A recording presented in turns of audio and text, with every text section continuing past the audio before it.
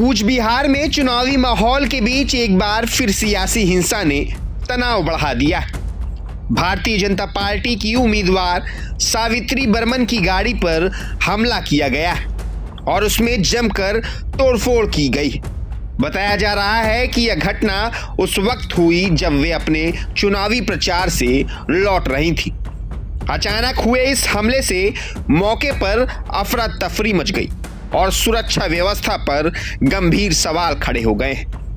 इस घटना के बाद इलाके में दहशत का माहौल बन गया और स्थानीय लोग पूरी तरह से सहमे हुए नजर आ रहे हैं। सड़क पर अचानक हुई इस हिंसा ने पूरे राजनीतिक माहौल को और भी ज्यादा गर्म कर दिया और चुनावी गतिविधियों पर भी इसका असर साफ देखने को मिल रहा है। बताया जा रहा है कि हमलावर अचानक आए और गाड़ी को घेर कर उस पर हमला कर दिया, जिससे गाड़ी को काफी नुकसान पहुंचा और मौके पर मौजूद लोग कुछ समझ पाते उससे पहले ही स्थिति बेकाबू हो गई।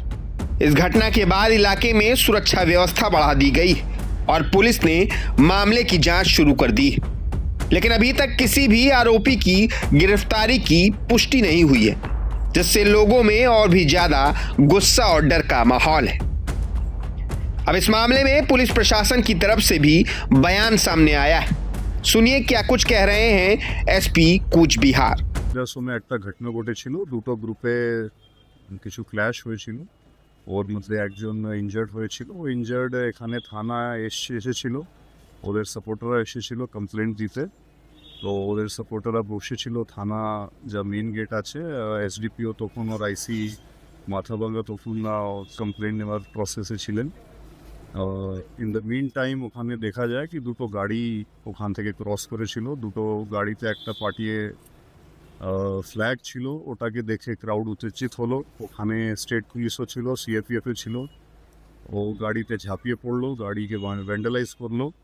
সঙ্গে সঙ্গে ওখানে যা যা স্টেট পুলিশ আর কেন্দ্রীয় বাহিনী ছিল ওরা অ্যাকশন নিল, ওদেরকে ডিসপার্স করলো। আর পরে জানা গেল কি ও যে গাড়ি ছিল ওর মধ্যে শীতলকুচি এসিএ ক্যান্ডিডেট সাবিত্রী বর্মন ছিলেন, ওনাকে রেস্কিউ করা হয়ে থানায় এসে আনা হয়েছিল।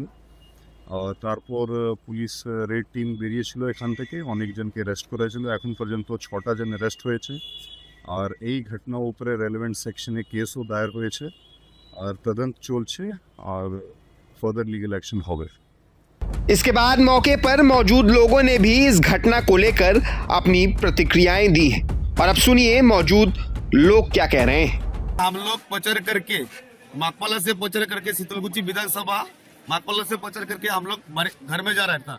उस टाइम सिंगारा लेने के लिए हम लोग इधर पहुंचा। मेरे घर गाड़ी में एक भाई है, वो बोला सिंगारा लेना है मुझे। फिर ब्रिज के सामने इधर हुआ। इधर आने के बाद इधर अंदर से घुस गया क्योंकि घूम के क्यों जाएगी, सीधा रास्ते आने वाला था। थाना का सामने आने के बाद ऐसा हमला हुआ, आप लोग भी सबका सामने हुआ। ऐसा नहीं है ये घटना अचानक ऐसे हो गया। इधर बहुत सारे आदमी था, हमारा अपराध किया था। पार्टी का गाड़ी में हमला हुआ, कन्वय का गाड़ी में हमला हुआ। कैसे अचानक, ऐसा तो हम लोग हमला नहीं है, वो जिंदगी प्राण में मारने का वो हुमकी था। हुमकी नहीं है, आप लोग लफ्जों में बयां कर सकते हैं। बोलिए कौन कौन कौन दोस्त किया है? हम भारतीय जनता पार्टी का पार्टी है, प्रचार करने के लिए गया, हमारा काम कर रहे हैं और घटना ऐसे थाना के सामने। कितने गाड़ी भंगचूर किया था? अभी मेरा 2 ही गाड़ी है, पार्टी गाड़ी है, हमारा गाड़ी वही है।